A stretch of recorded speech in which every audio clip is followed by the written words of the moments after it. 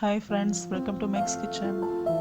இன்னைக்கு இந்த வீடியோல நம்ம மைசூர் போண்டா எப்படி செய்யறதுன்னு பார்க்கலாம் வாங்க. இது ரொம்ப ஈஸியா டீ போட்டு முடிக்கிறதுக்குள்ளேயுமே நம்ம செஞ்சிடலாம். இது செய்யறதுக்கு 5 to 10 நிமிஷம் தான் ஆகும். இதுல யூஸ் பண்ற பொருளும் ரொம்ப கம்மி தான்.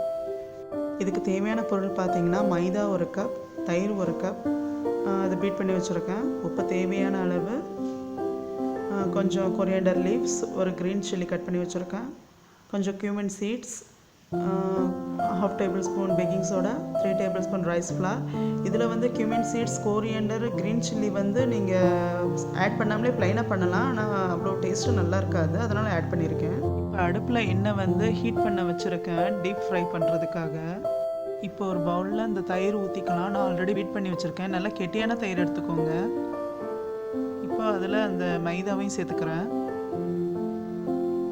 அரிசி மாவு அதையும் சேர்த்துக்கலாம், பேக்கிங் சோடா, இதுக்கு தேவையான உப்பு, இதை போட்டு நல்லா பிசைஞ்சு வச்சுக்கலாம். இதுக்கு தண்ணி எதுவும் சேர்க்க தேவையில்லை. இந்த தயிர்லேயே கொஞ்சம் தண்ணி இருக்கும் இல்லையா, அதுவே சரியாக வந்துடும், போதும். இப்போ எடுத்து வச்ச இந்த மற்ற பொருளையும் இதில் சேர்த்து நல்லா பிசைஞ்சுக்கலாம்.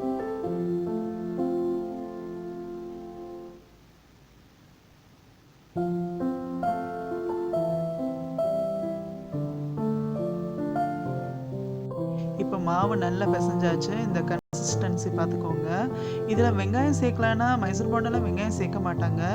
இது கூட இஞ்சி வேணால் ஆட் பண்ணிக்கலாம், சின்ன சின்னதாக நறுக்கி. நான் இஞ்சி சேர்க்கல. அவ்வளோதான், மாவு ரெடி.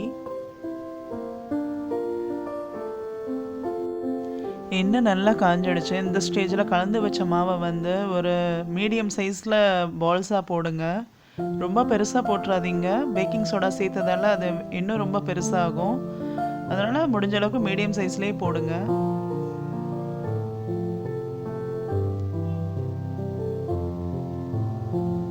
இப்போ ஒரு சைடு நல்லா ஃப்ரை ஆகிடுச்சு. இப்போ வந்து இன்னொரு சைடு ஃப்ரை பண்ணலாம். இவ்வளோ சின்னதாக போட்டுமே பாருங்கள், அது எவ்வளோ பெருசாகிடுச்சு.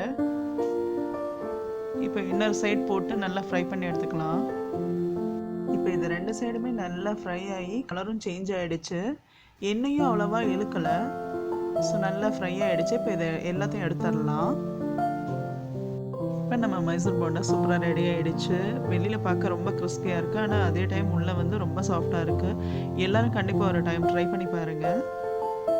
5 to 10 நிமிஷத்துக்குள்ளேயே இதை ரெடி பண்ணிடலாம். தேங்காய் சட்னி இதுக்கு வந்து நல்ல காம்பினேஷன். இது வரைக்கும் என் சேனல் சப்ஸ்கிரைப் பண்ணலைன்னா மறக்காமல் சப்ஸ்கிரைப் பண்ணி வச்சுக்கோங்க. தேங்க்ஸ் ஃபார் வாட்சிங்.